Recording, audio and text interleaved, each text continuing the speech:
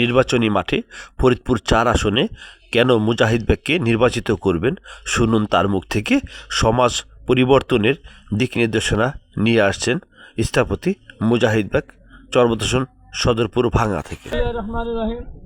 আসসালামু আলাইকুম ওয়া রাহমাতুল্লাহি ওয়া বারাকাতুহু। আপনাদের অনেক ধন্যবাদ। আজকে আমার সবচেয়ে প্রিয় মানুষগুলো, আমি যেই থানায় জন্মগ্রহণ করেছি সেই থানারে আমার কিছু প্রিয় সাংবাদিক ভাইরা আসছেন।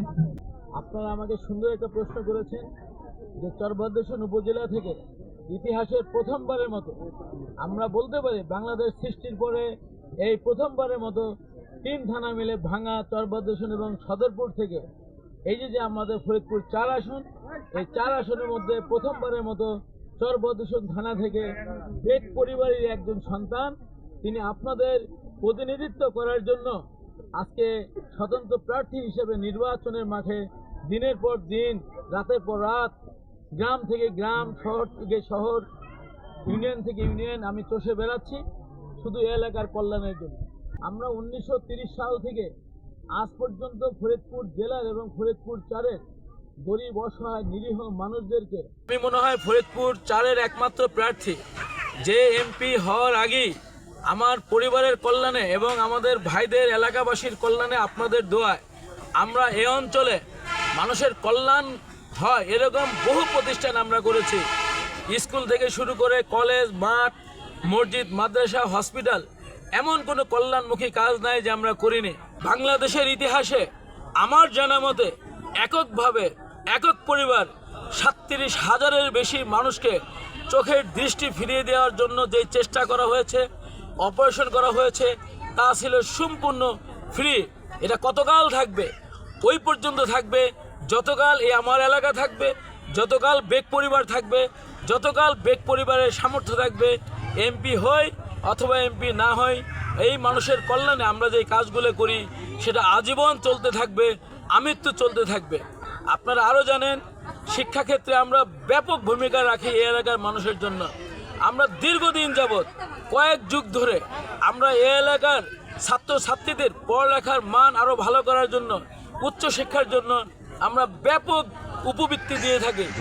এক দুজন ছাত্রছাত্রীকে শত শত হাজার হাজার ছাত্রছাত্রীকে আমরা দিয়ে থাকি, সেটা হচ্ছে রাজনীতির বাইরে থেকে।